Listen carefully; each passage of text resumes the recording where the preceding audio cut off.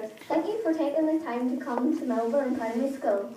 Jim Platt has won 23 caps for Northern Ireland. As well as that, he is without a doubt to date the best goalkeeper to ever play for Middlesbrough, making him a Middlesbrough legend. Jim, we hope you enjoy a PowerPoint presentation put together by myself and my classmates. It will explain more about your success and very successful footballing career.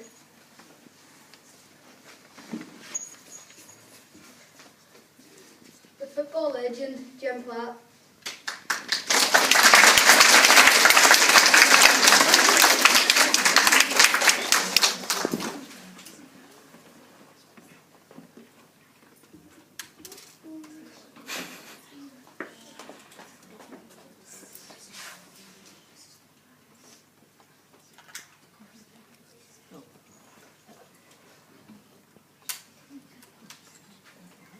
Facts about Jim. I hope they're alright. Jim was born on the 26th of January 1952. His height is 1.83 metres. Jim Platt used to live in the Lodge Road in Coleraine, but now he lives in England. Jim had been an outfield player at school, but was later converted to a goalkeeper. Family and friends. Jim has an amazing and encouraging family. He has a wonderful wife called Sharon and two sons called Aaron and Nathan Platt. He has also 7 other brothers and sisters: Sylvia, Beryl, John, Howard, David, Sherry and Janice. His mum and dad were called Margaret and Howard. Mr. Platt, our previous principal, is Jim's brother. There's a teacher in the school called Miss Robinson, who is Jim's niece. George Best was one of his friends. His playing career. During his career, Jim won 23 caps for Northern Ireland. At club level, Jim played for the majority of his career at Middlesbrough, and he also played for Hartlepool United, Cardiff City and Ballymena United. Jim was in the area team at one time. This is the Northern Ireland.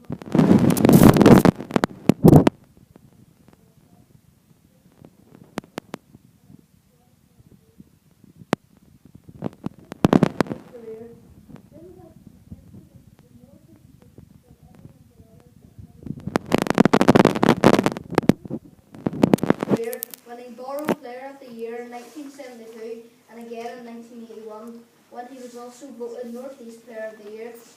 He is currently one of Middlesbrough's all-time appearance list. Jim truly is a Borough legend.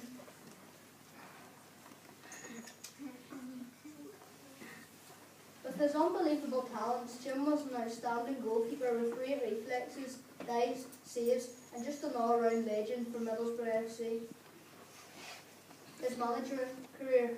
From 1984 to 1997, Jim had a highly successful managerial career which stretched all over the world. The greatest goalkeeper to ever play for Middlesbrough Football Club, Jim Platt.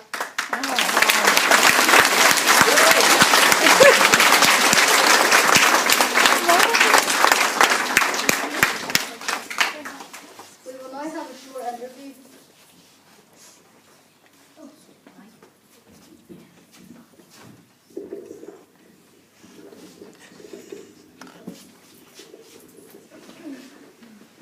Good morning, Jim. Thank you for taking the time to come here and for agreeing to answer a few questions put together by our audience. Who inspired you to play football? First of all, I must commend you on that brilliant PowerPoint. Very nice of you to do it, very humbling. Thank you very much. What inspired me to play football? I don't really know. I think in primary school, when I was young, there wasn't much else to do. Nowadays, you play on your computers, etc. Football was probably the only thing we had to do. And consequently, we went onto the pitch, or we didn't have that many pitches either, actually. We went in the park and we just played football. What age did you start playing football, and what was the name of your first team you played for? I started playing football when I was your age, some of you boys. Played through primary school, played for the Irish Society, by the way. And then I went on to Coleraine, where I played rugby, but I also played football. And I eventually signed for Ballymena United before I was transferred to Middlesbrough. Which schools did you go to? Sorry? Which schools did you go to? Which? Schools? Like what schools did you go to? Schools. Schools? What schools? What school did you go to? You've become English. Which schools I go to? Excuse me. My hearing is not that good now. I started off the Irish Society, which was, and I must say in my day, Millburn and Irish Society were the two biggest schools in the area, and then there's other schools that cropped up. But we always beat Millburn actually when I was in Irish Society. Things have changed. Actually, Millburn were the second best team in the area. I'm only joking, actually. Millburn were always a good football team. After Millburn, I went to Corrientes, and as I said, I played rugby there and football. And then I was fortunate enough to get transferred to Middlesbrough for £7,000. Nowadays, the top players earn that a day. Do you think it's important for an aspiring footballer to work hard at school? Absolutely. I hope these boys and girls are working very hard. There's not actually many people make it in football. Every year, for example, Middlesbrough at the moment have boys from under 9. They can't sign them until they're 9-year-old, but they can sign them at 9 years old, and they have them from 9 up until they're 16. Get this right. If they're good enough at 16, they sign a 3-year contract till they're 19, and then they either go on and be a full-time professional footballer, or they go and do something else. And I can tell you, it's about 90% of people don't actually go on and make it professionally, so it's important to do your homework and make sure you get good grades and get good education. How many hours a day did you train? Probably not as many as I should have done.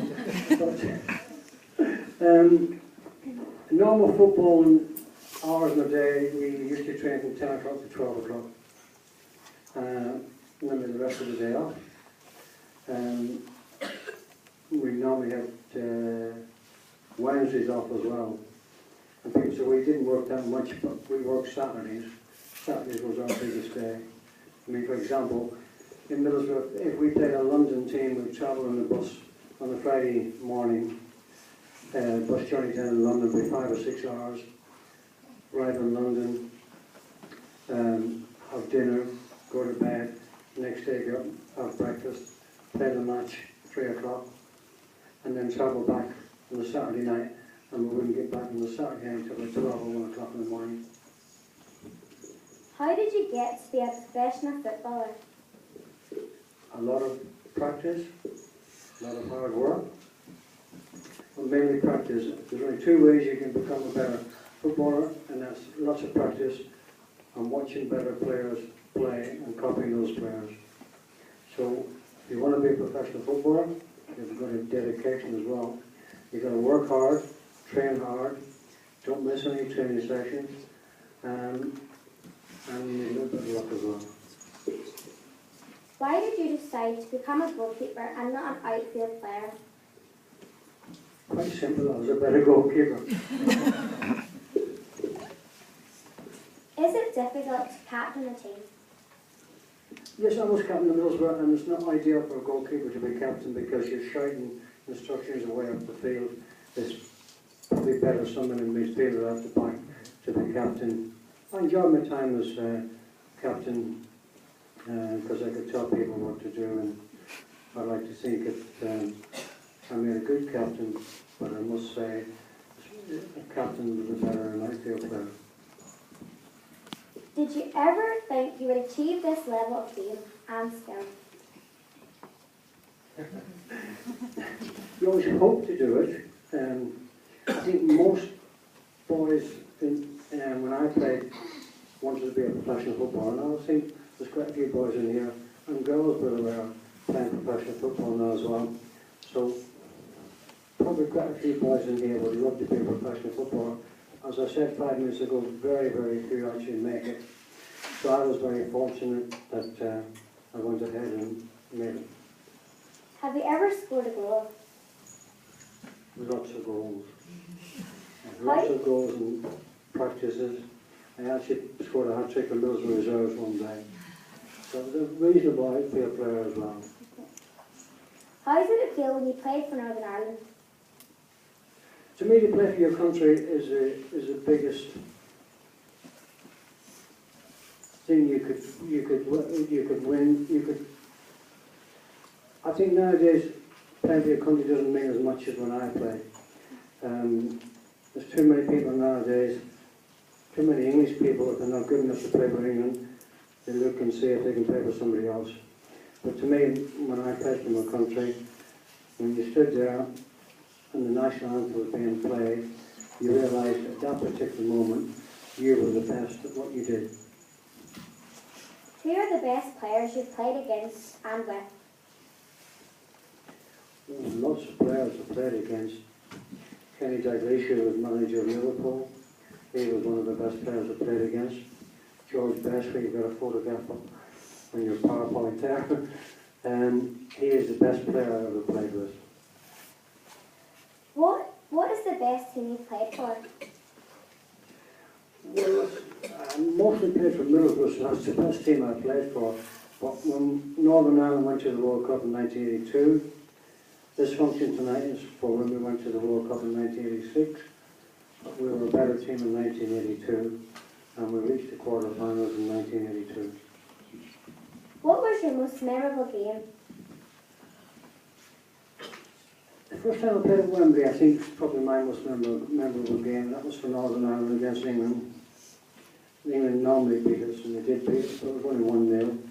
I think every professional footballer wanted to play at Wembley and still do, even nowadays. So that's probably one of my most memorable games, first time I played at Wembley. What was your most memorable save? Oh. I would like to think I made hundreds of most memorable saves. Saving a penalty at Manchester United, Old Trafford. It was 0 each 10 minutes ago, and they got a penalty and I saved it. I also saved 3 penalties at Liverpool, in different games of course. So, the first save at Liverpool, the first penalty save was at the Cop End, and the Cop End in those days held 27,000.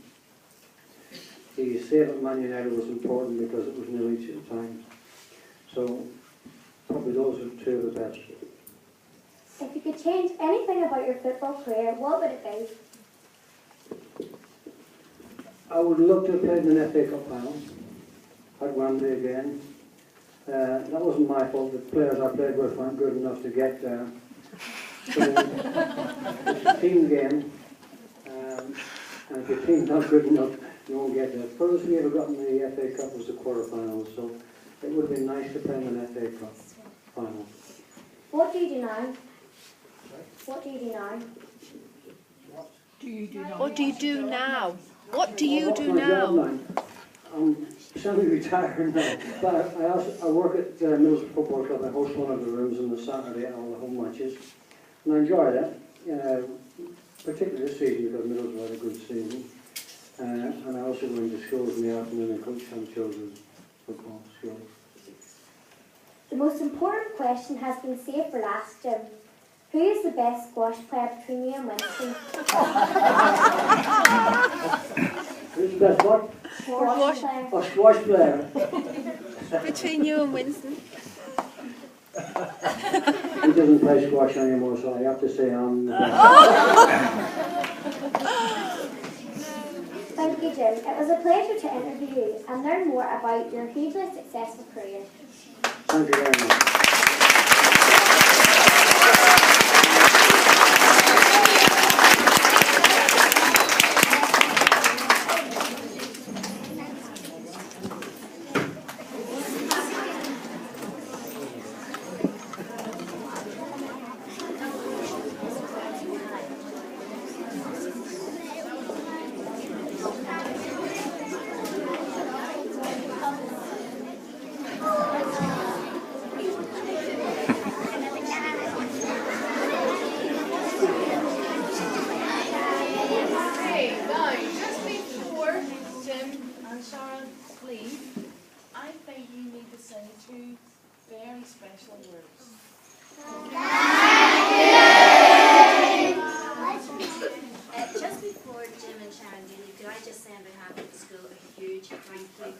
It has been such a pleasure to have you here today. And, you know, Jim, if at any stage you want to come back and just see how well Millburn has progressed, you know, in comparison to those days with our society, you know, Mr. McLean, I'm sure would find you, you know, a slot in the coaching team. But we'd be delighted, you know, we'll roll out the carpet. It has been an absolute pleasure having you here.